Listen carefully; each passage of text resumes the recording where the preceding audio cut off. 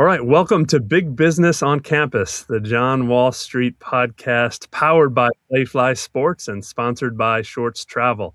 Exciting show for you today. Corey and I are excited to welcome Commissioner of the Big Sky, Tom Wistrcill. Thank you for being with us today in our podcast. We've been having some amazing guests throughout the months, and this is the same with an accomplished leader in the sports business and the college sports ecosystem. Thanks for joining us, Tom. We're excited to have you here.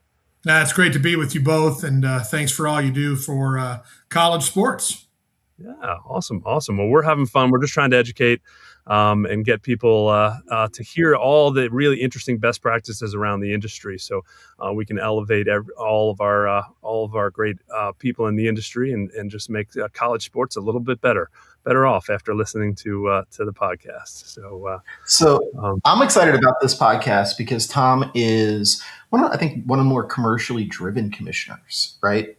Prior to taking his current role at the Big Sky, Tom, you spent a bunch of time at Learfield. And so you spent a bunch of time thinking about, revenue and media. And so how did that stop shape your experience and how you run a conference more like a business?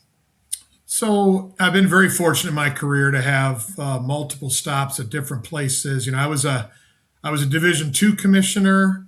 I was a Division I AD, general manager of Learfield at Wisconsin.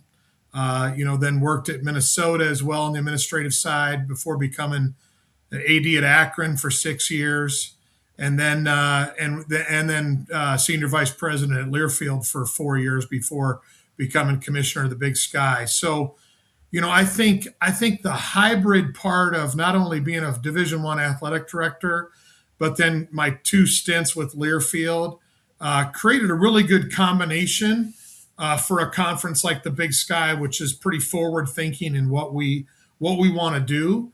I look at it through kind of a marketing angle and a lot of decisions that I'm a part of. And so, when you've been on the commercial side of college athletics, that's a different lens than if you've come up purely through the administrative side. So I think it helped me tremendously in how we've done things in the Big Sky.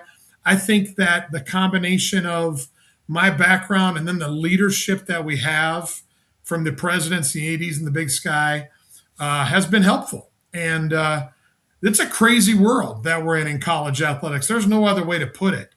But if you stay true to your core values and yet you're still trying to achieve great things as a group, then you can make some progress. So I've enjoyed all my stops, been very fortunate to be around great people, around really smart individuals, and we're all trying to move things forward. So was fortunate my time at Learfield where I was involved doing lots of deals with schools, lots of kind of forward-thinking promotional ideas, and I tried to bring those to the Big Sky as well. Yeah, it would be helpful if you gave just an example or two of some things you've been able to bring over and things that perhaps you're doing a little bit differently than some of the other conferences. Yeah, I think the first thing that I did when I got to the Big Sky was we had this great kind of brand name. People knew the Big Sky Conference all over the country. But the promotional part of stamping out who are we, what do we do, and how do we do it? And so I created a position in broadcasting where we eliminated a kind of background position in finance, in business, and hired a reporter. Essentially, it created a position so we could create our own show. We could do interviews every week, and then a focus on social media programming.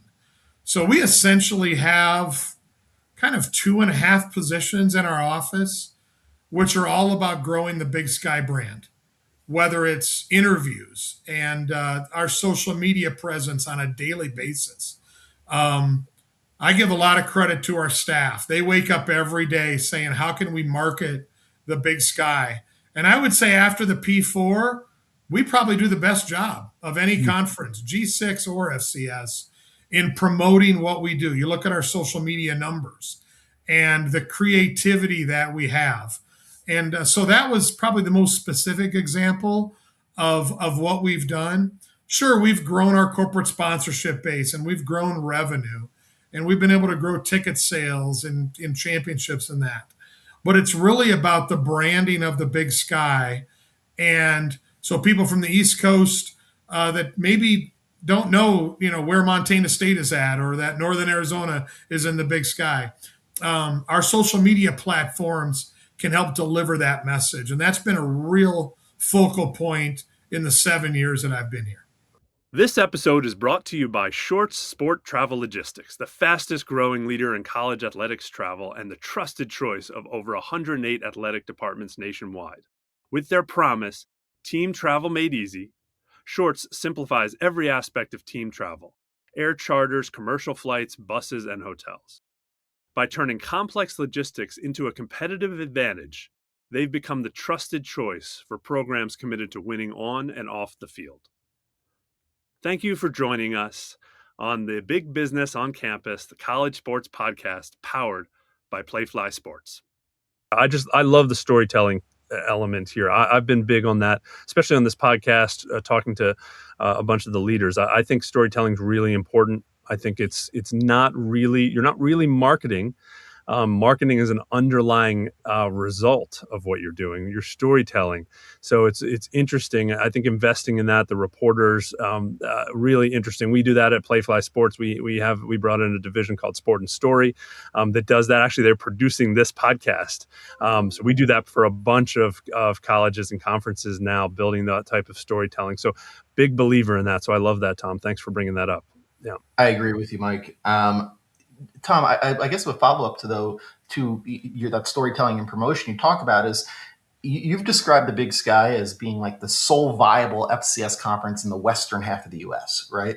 So how do you take that positioning and then all that promotion that you're talking about and turn it into what is really monetizable value, whether it's events or partnerships? Do you own any IP?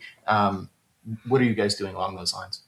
Yeah, so we have a partnership with Learfield, and no surprise with my background, so certainly from a corporate sponsorship angle, attaching and finding new sponsors that want to be a part of what we're doing in a creative basis, and then they're working cooperatively at the school level with the GMs around all 12 of our member institutions. To help monetize that on a local level as well. So those tie-ins together are really, really important. The communication piece on that is really important. And then at the next level, it's about our partnership with ESPN and how we're growing that through ESPN Plus and our linear network that we create and have our linear games. Football is a big driver for us because we're known because of our football success. Obviously, just coming off a national championship earlier this week while we're taping this from Montana State. That's a big help there. But also, Scripps TV is an important partner of ours. So it's all about taking what we have as a brand and then finding multiple channels to monetize that, both on a national level with our partners, but then at a local level for our schools. And so that they can see it. Because essentially, we're a conduit to try to grow the brand for our member institutions. But yeah, we want to return as much revenue as we can to our schools. We don't have the media contracts that the P4 does. So we have to find ways to tie it back to the local level so that they can grow their brand and grow their revenue at a much faster pace than we can from a conference perspective. Could you deconstruct that? Could you deconstruct your media rights and how they work a little bit for the audience to understand how you guys have set it up with your own network as well and all those different pieces? It'd be helpful for the audience to hear. Yeah. So, nationally, our media rights are with ESPN. They're our primary driver. ESPN Plus and the linear games we have has been a huge growth opportunity for us. Our schools have marketed ESPN as a partner. You'll see ESPN signage at our venues. And now our fans know the one place they're going to go to watch the game is ESPN Plus or one of the ESPN linear channels. So that's been great. It's been a really strong revenue driver for us. And we have dramatically increased the subscriptions for ESPN Plus. And we've been able to grow that through 2 contract negotiations with them. Outside of that, Scripps has been able to come in as a secondary partner for us on a linear basis, primarily through Montana and Montana State and all of the stations that they own, not only in that state, but in the Western footprint. So they will take a game when Montana plays football at Northern Arizona. They'll find a linear partner in the state of Arizona to cover the game, as well as through the linear channels in the state of Montana. That's also a nice revenue driver for us as well. And so, with the combination of those 2, we feel like anybody that has access to internet or cable can find the Big Sky game of their choice. Eastern Washington at Portland State, those types of games, whether it's softball or volleyball or basketball or football, they're able to find that. So, so that's been the primary way we've chosen to do it. It's worked well for us. We've been able to grow revenue as well as market it in a way that our fans are very comfortable with this. It's been one of those things. There are partners out there that have offered us more money, but they haven't been able to also offer us the marketing opportunity that our partnerships with ESPN and Scripps can do. And you want to partner with the best people possible, and that's worked really well for us. And do you put the rest of the games that don't go on TV on your own streaming network? Kind of like, I think Mountain West has Mountain West Network, that is the infrastructure is built by the WMT company. Do you guys do something like that as well for the rest of your games? We do not. Everything is on ESPN Plus. Every single event is on ESPN Plus. Okay. Even though, and then Scripps will will broadcast it, but it's also available on ESPN Plus. So. I see. So someone the only ones that are not available on ESPN Plus are the football games that are on ESPN2, kind of Big Sky After Dark, late night, Saturday night football games, or the basketball games that we have during the regular season, or our championships in Boise that are on ESPN linear. So it's nice to have that one-stop shopping for our fans. I'm glad you brought up Big Sky After Dark. Are there other sports or windows where you guys think the conference could potentially deliver outsized audience relative to the fees that currently commands? That's something we've talked a lot to ESPN about. Ultimately, I think my goal would be kind of have an ESPN package that has kind of a game of the week, Saturday night game of the week. So, we're at 4 games now. I'd like to get that to 6 or 8 with them. And we've continuously talked to them about that. There's a balance that they have to strike with different events that happen on those Saturday night, late night windows. Basketball is always something I'm looking to grow, but there's also a lot of basketball properties on the West Coast that draw good numbers. I don't know what the future lies within that, but I do know it's something that we talk a lot to them about those opportunities. Our ratings for those games, you'll pick up a Montana State at Eastern Washington game that kicks off at 8 o'clock Pacific time. And it seems late for the fans and those types of things. And I constantly have to remind our people that, having lived all over the country, being a guy that grew up in the Midwest, there's millions of bars that have programming on Saturday night at midnight Eastern time, right? Well, if Montana's playing Eastern Washington on that red turf, everybody's eyeballs are looking at that going, what is that, right? Oh, look at that. Look at that turf at Eastern Washington. And while a third of the country's in bed, 2/3 are looking for something to do. And so the brand, building the brand of the Big Sky around those late night events has been really, really impactful to us. I get so many text messages and comments from people in the central and eastern time zone when those games are on. I think that's a really important piece for us to continue to lean into as we grow. At-home measurement has been a boon for your conference, you're saying? Absolutely. And like I said, we have to lean into that and find ways to continue to grow that. Because I think that people are just looking for good programming. It's why the standalone games for us, being the last game on of the night, that's really, really important to us. I want to hit back on the scripts piece because it was something interesting that we just discussed offline, which I hadn't been thinking about. But this week, and again, it's when this podcast airs, it's probably going to be two weeks down the road. But the NHL just awarded a outdoor hockey game to the University of Utah.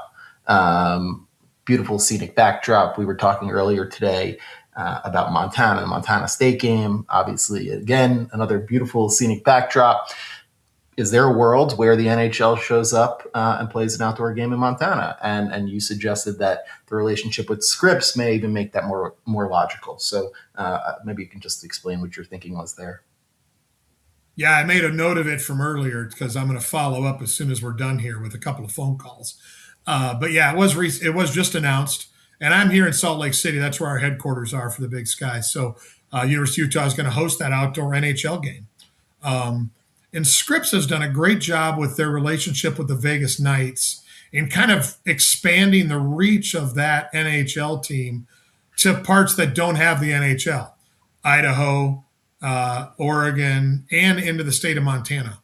And so I think it's a great idea for them to bring outdoor football to some locations. And you could bring that to Bozeman or Missoula, drop a hockey rink in the middle of that.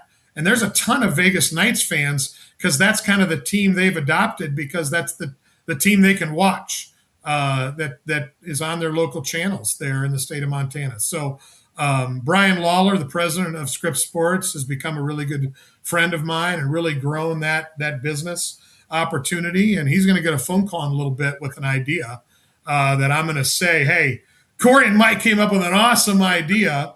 And then we're going to find a way to tie John Wall Street and Playfly Sports into this. And you guys are going to be guests of ours. And I don't know if you guys skate or not. I don't, but we'll give it a shot and see how it works when we all show up in Montana together someday. We actually help. The Playfly team actually helps sell a lot of the TV media inventory for Scripps and the NHL and a number of those teams. So we're happy to help as well in any way possible to make that happen. That'd be great. We would love to be a part of it.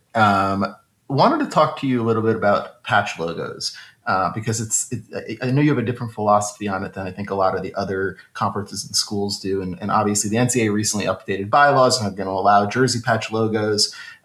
You've discussed, and you and I have talked about this offline, that the Big Sky may end up selling that inventory on a conference-wide basis across all sports, all athletes, all schools. And I guess the question is why do you want to go in that direction? What's the upside to taking that approach? So I think my sales and marketing background kind of played into this. And, I went to our ADs and our presidents and I said, I think in January, and probably by the time this airs, the NCAA convention will be over. And that will give the formal approval for jersey patches for the sponsorship logo there. I went to them and I said, I think you all be able to sell it on a local basis with your third-party rights holder. But what if we did this as a conference? If I could bring more revenue to it, give me a few months to go out and pitch some companies with this. And if it works, great. If it doesn't, then it'll just come back to you locally and be able to sell it with your third-party rights hold, whether that's Learfield or Playfly or whoever. So I've been active in the marketplace. I think I've had 12 pitches. I have 2 more scheduled today, actually, to pitch this inventory where every student athlete would wear the same corporate sponsorship patch on their jersey. And, it's interesting. We're talking over 300 million impressions annually, whether it's social media, traditional media, in person. So the number is staggering when you add it up in a cumulative amount of me going to market with this. So I've had some really interesting conversations. Some people are kind of like, what are you doing? Why? How? Others are like, that's really intriguing. Obviously, I'm asking for a pretty big number because of the 300 million impressions. That doesn't come cheap. So there's only so many brands you could do it. And you have to make sure you don't conflict with things on campus. Like, I'm not pitching Pepsi or Coke because, they're just going to conflict with half the schools, right? And I'm not doing a beer sponsor or anything like that. So, there's limited numbers of companies that can even be willing to take a meeting about this. So it's been kind of fun because I've been out of that game now for about 7 years.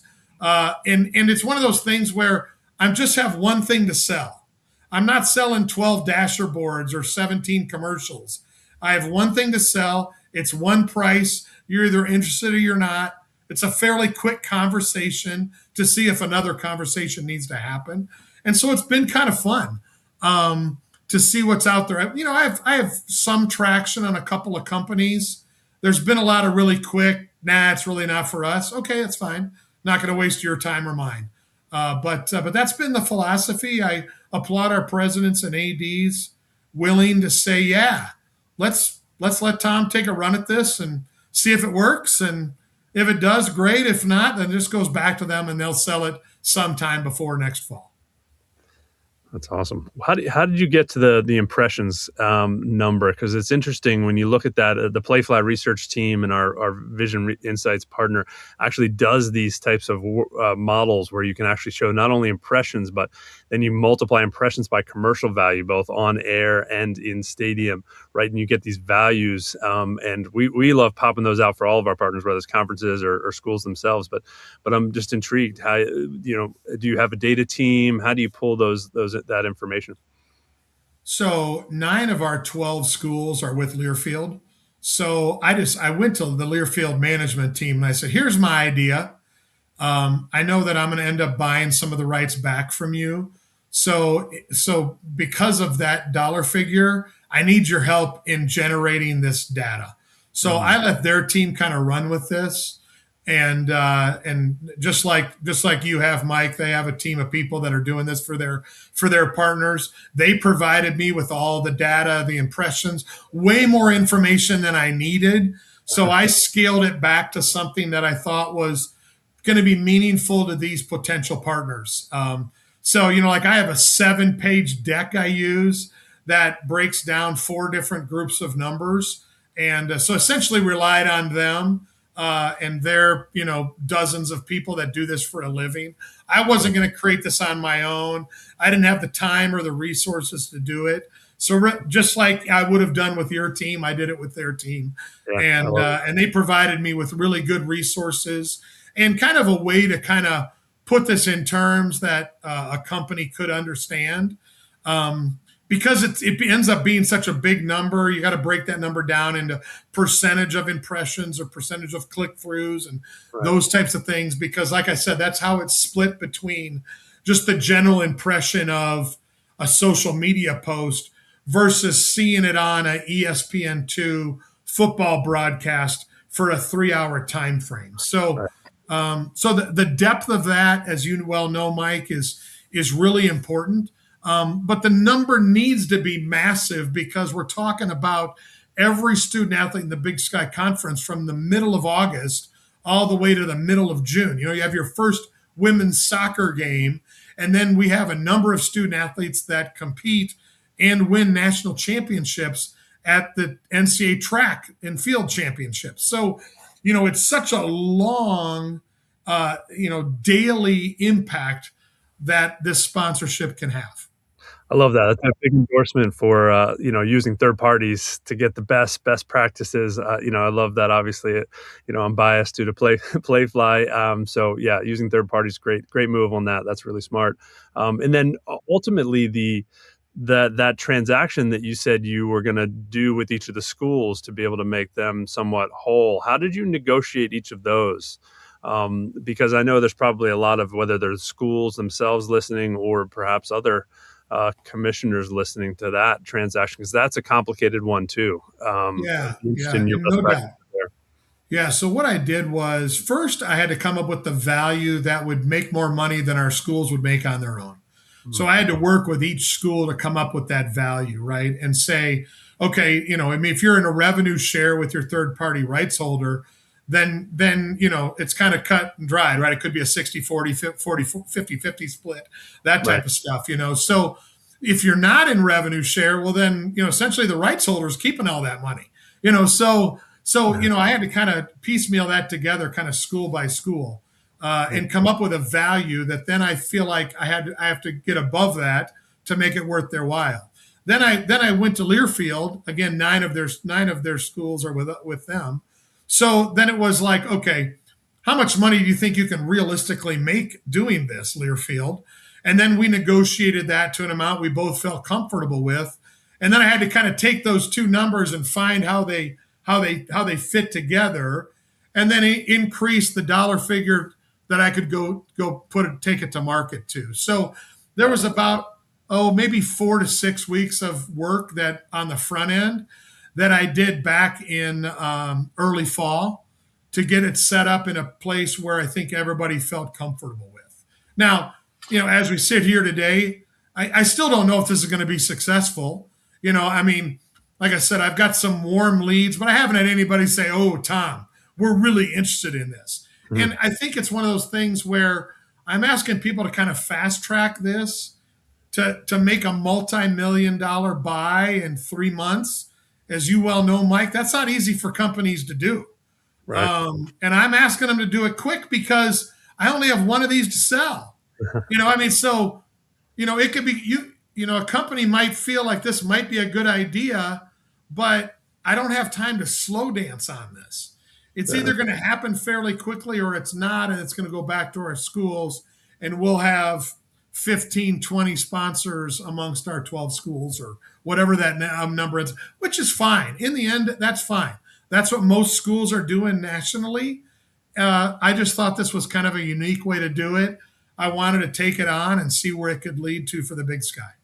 This episode is brought to you by Shorts Sport Travel Logistics, the fastest growing leader in college athletics travel and the trusted choice of over 108 athletic departments nationwide. With their promise, Team Travel Made Easy, Shorts simplifies every aspect of team travel: air charters, commercial flights, buses, and hotels.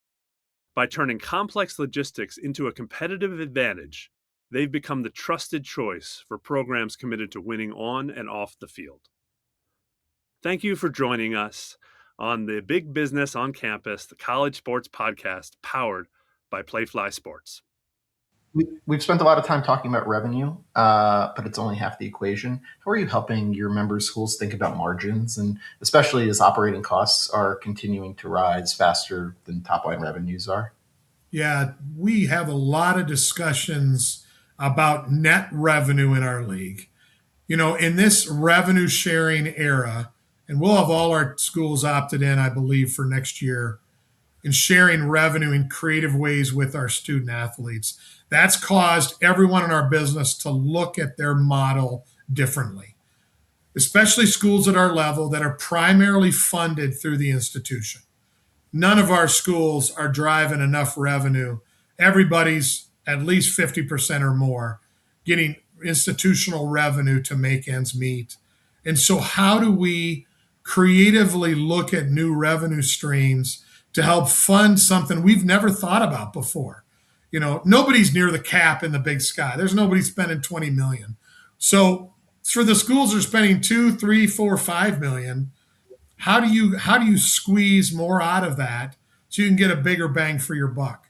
It's they're looking internally much more than they are at costs on where they're spending money, both externally, so that by that I mean spending money to try to create more revenue, but internally, where are they spending money on compliance and operations, and where can they squeeze money out of those areas to help the other side of the business? It's changed so much in the last 2 years for our institutions. It's made the job of our athletic directors much more difficult. They've had to creatively look at it in ways they've never looked at it before. Our job in the conference office is to communicate this. What are the national trends that can help impact us? What are other schools and conferences doing that can help our schools?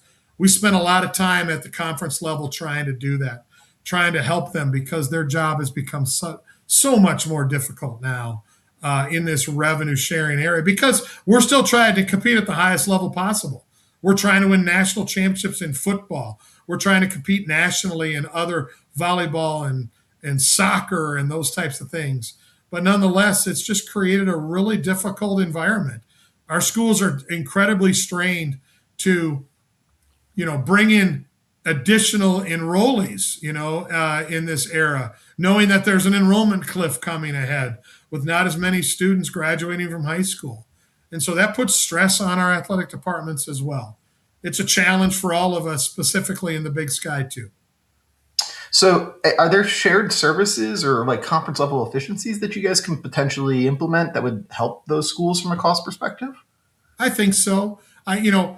When we have presidents' meetings, it seems like we spend half the time talking about athletics and half the time talking about campus-wide issues, system-wide issues, national issues of what can impact them on a campus-wide level. So from that, we create other opportunities where we'll have conference calls with the provosts across the Big Sky, with the directors of enrollment, with the general counsels. Are there economies of scale that we can do that can help out our campuses? I think that's part of being in a conference, is how do we drive those things in a way that can try to help them? Yeah, things in California are different than they are in Idaho, different than they are in Arizona or Colorado. But at its core level, our business is still educating and graduating students. And then in the athletic level, it's helping them graduate, but give them a wonderful experience as student athletes and being a point of pride for our local communities. So all of that still ties together. Those economies of scale are important to our conference. What are you guys talking about in terms of shared services? Anything that you can speak to? Like I said, I think those the revenue streams of what are they doing at Northern Colorado to help generate new revenue that Northern Arizona and Idaho State can copy. Those are the types of things that I think are coming up more and more. There's no real pride of authorship. It's kind of like, we compete against each other, but a lot of our markets are not the same. So our people are very willing to share the best practices that are happening, whether it's ticket sales or sponsorships, or it's something that's happening, bringing concerts to campus, that are something new that a lot of our campuses haven't done, those types of things. So I think it's just the willingness and openness to share amongst all institutions that has been very helpful. Yeah, it's interesting. We do a number of things with the Playfly Aspire team around ticketing with some of the size schools that you guys have in your portfolio. So there's a lot of new advances. You can actually learn from the bigger schools and some advances that they're doing and bring it to the certain size schools that you have in your conference, which is exciting. So a lot of innovations there. Speaking of innovations, let's switch to technology for a minute and talk. You've announced a really interesting partnership with Teamworks to help with a number of areas within your conference. Love to hear about that. And if you started to think about using technology for fan engagement, such as like some of the companies I mentioned, the WMT company who builds platforms, apps, websites, and fan data platforms to help engage one-on-one conversations with the fan bases. So just to be interested in what you guys are thinking about from a technology standpoint for the conference. We've always been very open to new ideas in the Big Sky. I'm a big fan of trying things. I'd rather try 100 things and have 9 of them work than try 10 things and have 1 of them work. So we're always open to new ideas. I like to think our partnership with Teamworks has grown into that. We've brought on a number of their platforms. One of the things when you're working with mid-major schools is, they're strapped at a staff level where some of the things that we can help do as a conference can just help streamline things for them, especially in this new era with NIL. Certainly we're trying to help our student athletes grow their platforms, grow their business, and the ones that want to do it, right? Some student athletes don't want to do that, but many of ours do. And so it's our job to provide the easiest platform for our student athletes and our schools to help grow their business. So we've really leaned into that era. We're, like I said, always open to these these new opportunities that come around. I don't know what's around the bend next. I just know that the Big Sky is open to those conversations, and that's why when our team of people will bring me something, hey Tom, will you sit in on this webinar and see what this is like? I'm always like, absolutely. Let's see what's next. I don't pretend to understand how it works, but what I bring to that conversation is, having been a former Division I AD, I know you typically can tell whether or not this is going to fly on a campus level or not. And so that's what's been fun for me is we've got 2-3 people on our staff that are really in tune to these types of ideas. And they love bringing these things to us and saying, I think this could really work for our schools, because they don't have 12 people at our school level that are doing this. They have 2 people that are doing this. And then if the conference can sign the contract and help open up the doors to our schools, that helps our schools move forward. And it helps our student athletes with access to those new technologies. So that's what excites me about what's coming today, tomorrow, and whether it's something that Corey's got an idea with that he's bringing to me, or it's Learfield or Playfly. We're always interested in what's down around the corner. I want to touch on alternative funding. You mentioned capital coming directly from the university at a lot of your schools. There's been a couple different approaches to outside capital recently that have appeared in college sports. There's been reports the Big 12 has partnered with Redbird. That's incorrect, by the way. It's at best premature. But that's a credit style structure. And then you have the Big 10, which was exploring a much larger kind of like equity like infusion. And that deal never got done, but had been heavily talked about. What, if any, types of structures would make sense for you guys at an FCS level? So the primary piece of that I've been involved in so far is the discussions with Sequence Equity around the FCS playoffs. We had a meeting in Nashville with them. We've been working with the NCAA. As you know, the NCAA owns that contract through ESPN. And then the corporate sponsorship piece of that is through the CBS WBD overall corporate champion program. So there's a lot to unpack and unravel there as we discuss it. But it's been fascinating to me to be discussing with Sequence Equity this, because I've started to think outside of that around what could that mean for the Big Sky? What could that mean for our member institutions? We haven't yet gone down that path yet, whether it's with our president's AD's group, but it's coming. That discussion needs to happen because there's enough out there for us to, like I said, we need to be open to that conversation and be willing to walk down that path. Doesn't mean it's necessarily going to lead to anything, just like you said, Corey, with the Big 10 and the Big 12. But I think we cannot have our head in the sand to those types of discussions. So I could see that happening in the next year or so, of us starting to discuss what could that look like at a mid-major level. And I like I said, to me, I don't pretend to understand exactly how that could work yet, but I'm a willing learner about it, and I look forward to those discussions because we have a need for additional revenue in the ecosystem that is the Big Sky Conference. I don't know where it's going to come from, but I'm interested to see how it plays out. And that's why I've enjoyed these discussions with Sequence Equity to look at it over the next 30 years and say, is there a different way to look at this from a marketing perspective, from a corporate perspective, that we're not necessarily selling away our assets.